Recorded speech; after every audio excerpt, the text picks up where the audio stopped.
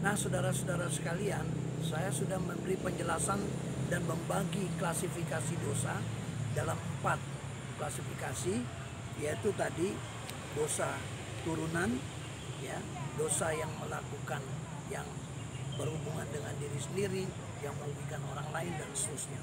Nah, yang pertama ini saya mau membahas masalah dosa secara pasif atau dosa asal, dosa turunan.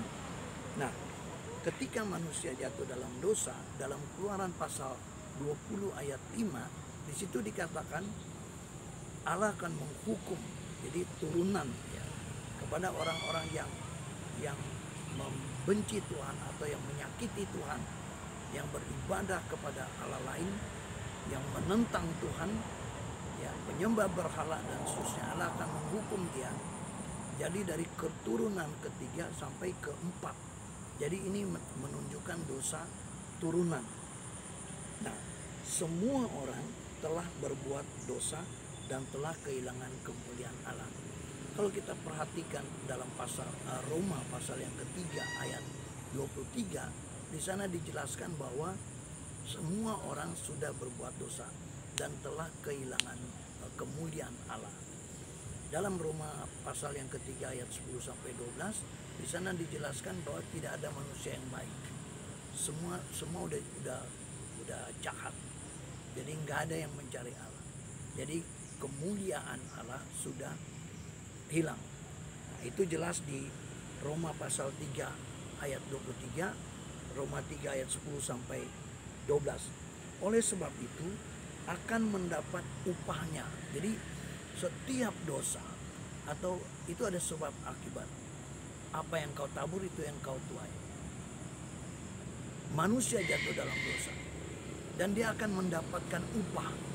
Nah, kalau kita lihat di dalam Roma pasal 6 ayat 23, di sana dikatakan upah dosa ialah maut.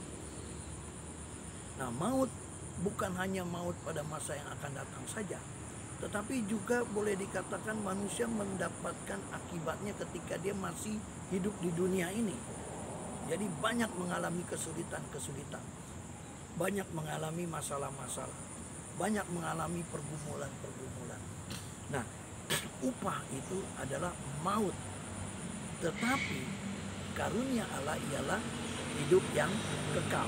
Tapi untuk kali ini kita melihat saja upah dosa ialah maut. Nah, kemudian berdasarkan ayat-ayat di atas, ya, apakah ini begitu saja? Tidak. Tetapi juga kita melihat di dalam Wahyu pasal 21 ayat 8, di situ dijelaskan tentang akhir kehidupan manusia yang berdosa. Dia akan mendapatkan api yang kekal. Dan ini yang dimaksud dengan kematian kedua.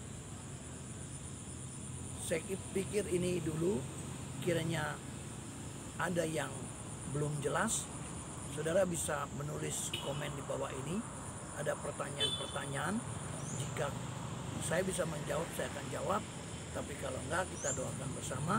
Dan saya tidak akan menjawab apa yang saya tidak tahu. Kiranya Tuhan Yesus memberkati kita sampai pelajaran berikutnya.